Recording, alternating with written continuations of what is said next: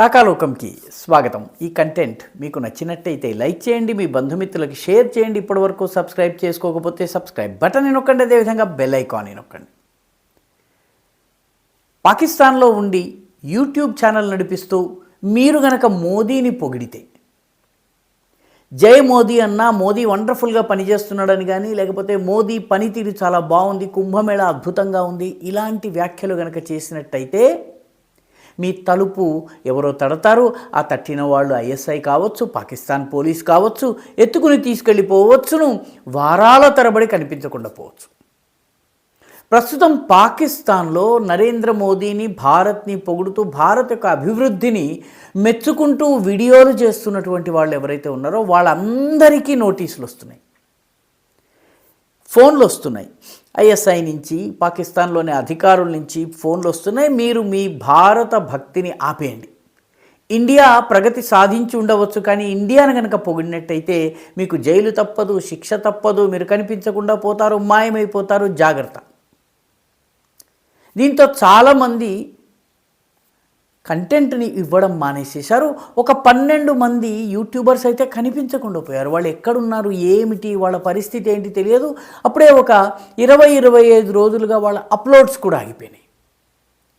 2 YouTubers, అందులో ఒక మహిళ ఉంది, ఆమె పేరు సనా అమ్జాద్.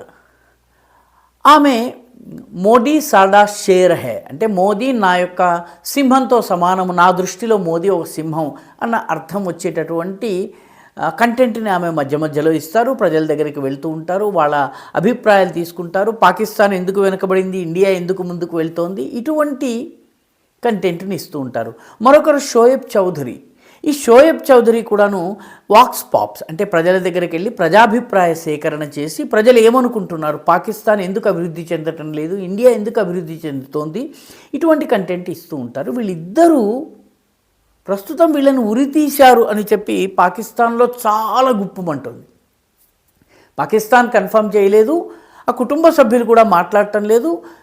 ఈ 2 ఛానళ్ళకి చెందినటువంటి సనా అమ్జద్ కావచ్చును, లేకపోతే షోయబ్ చౌదరి కావచ్చును, వీళ్ళిద్దరూ కనపడటం లేదు. అయితే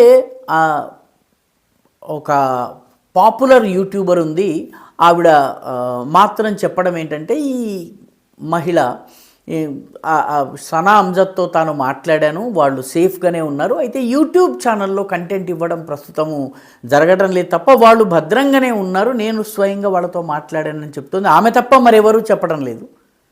అయితే ఆమెకి ఐఎస్ఐకి బాగా సన్నిహిత సంబంధాలు ఉన్నాయని కూడా చెబుతూ ఉంటారు. కాబట్టి ఆర్జు కాజ్మీ ఆమె పేరు. ఆమె ఐఎస్ఐకి చాలా సన్నిహితంగా ఉంటుంది, పాకిస్తానీ వ్యూ పాయింట్ పెడుతుంటుంది. మన దగ్గర కూడా చాలా యూట్యూబ్ ఛానల్స్ వాళ్ళు పిలిపించి ఆమెతో మాట్లాడిస్తూ ఉంటారు. ఆమె కర్ర విరగకుండా పాము చావకుండా చెప్తుంది. ఆమె చెప్పడం ఏంటంటే వీళ్ళిద్దరూ బ్రతికే ఉన్నారని, కానీ ఆమె తప్ప మరెవరూ చెప్పడం లేదు. కుటుంబ సభ్యులు సైతం మాట్లాడటం లేదు, ఎవరికి అందుబాటులోకి రావడం లేదు. 12 మంది యూట్యూబర్లు కనిపించటం లేదు. ఇది పాకిస్తాన్లో మోదీని పొగిడితే. మన దేశంలో పాకిస్తాన్ జిందాబాద్ అన్నా పొరపాటు తప్పు లేదు, మన దేశంలో పాకిస్తానీ జెండాని ఎగరేసినా తప్పు లేదు, పాకిస్తాన్కి సంబంధించి పాకిస్తాన్తో అసలు భారత్ యుద్ధం చేయకూడదు, శాంతిని పాటించాలి, వాడు కొట్టినా కూడా మనం శాంతియుతంగా ఉండాలని అమన్కి ఆశా కొవ్వొత్తులు పట్టుకుని సరిహద్దుకు వెళ్ళే వాళ్ళందరినీ కూడా మనం లిబరల్స్ అంటాము. మన దేశంలో ఎలాంటి యాక్షన్ ఉండదు. కానీ పాకిస్తాన్లో మోదీని బడా మోడీ అని అన్నట్లయితే వాళ్లకు జైలు శిక్ష తప్పదు, కనిపించకుండా పోవచ్చును, ఇంకేదైనా కూడా కావచ్చును, కరుసై కూడా పోవచ్చును. ఇది ప్రస్తుతం పాకిస్తాన్లో ఉన్నటువంటి పరిస్థితి. పాకిస్తానీ యూట్యూబ్ ఛానల్స్ ఏవైతే ఉన్నాయో వాళ్ళకి సమస్య, వాళ్ళది చాలా విచిత్రమైంది. ఎందుకంటే వాళ్ళకి ఇండియా రిలేటెడ్ కంటెంట్ ఇస్తేనే చూస్తారు, ఎందుకంటే వాళ్ళకి ఎక్కువ వ్యూవర్షిప్ ఇండియా నుంచి వస్తుంది. భారతీయులే ఎక్కువగా యూట్యూబ్ చూస్తున్నారు, పాకిస్తానీ జనాభా కన్నా భారతీయులు ఎక్కువ. కానీ భారతీయులకు భారత వ్యతిరేక కంటెంట్ ఇచ్చినట్లయితే ఎవరు చూడరు. కాబట్టి సహజంగానే మోదీ పనితీరు, లేకపోతే రాకెట్ని అంతరిక్షంలో ప్రయోగించిన రోజు, లేకపోతే మోదీని ట్రంప్ కౌగిలించుకున్న రోజు, ఇటువంటివి ఏవో ఒక దాన్ని తీసి వీళ్ళు వీడియో కంటెంట్ని ఇవ్వడం. కుంభమేళా విషయంలో వీళ్ళు ఈ మధ్య కంటెంట్ బాగా ఇస్తున్నారు. కుంభమేళా వంటిది అసలు పాకిస్తాన్ ఎప్పటికైనా ఆర్గనైజ్ చేయగలదా అన్నటువంటి విషయం మీద వీళ్ళు వీడియోలు చేయటం మొదలుపెట్టేసరికి వీళ్ళు కనిపించకుండా పోయారు. అంటే పాకిస్తాన్లో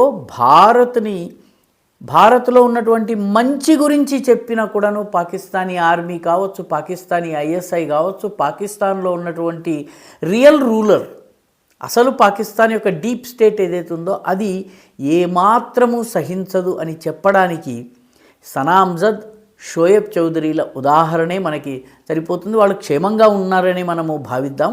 ఎందుకంటే వాళ్ళని విడిచిపెట్టాలని, వాళ్ళకి ఉరి తీయకూడదు అని చెప్పి ఇప్పటికే అంతర్జాతీయంగా కూడా పాకిస్తాన్ మీద ఒత్తిడి వస్తుంది. పాకిస్తాన్ ఎటువంటి ప్రకటన ఇవ్వటం లేదు, అసలు అరెస్టే అయినట్టుగా పాకిస్తాన్ ప్రభుత్వము చెప్పడం లేదు. అంటే అఫీషియల్గా అరెస్టే కాలేదు కాబట్టి అఫీషియల్గా రిలీజ్ చేయటం కూడా ఉండకపోవచ్చును. వాళ్ళ పరిస్థితి ఏంటో తెలియదు, కానీ వాళ్ళు బాగుండాలనే కోరుకుందాం. ఈ వీడియో మీకు నచ్చినట్టయితే లైక్ చేయండి, షేర్ చేయండి, ఈ ఛానల్కు సబ్స్క్రైబ్ చేయండి. మీ అభిప్రాయాన్ని కమెంట్ల రూపంలో తప్పనిసరిగా పంపించండి.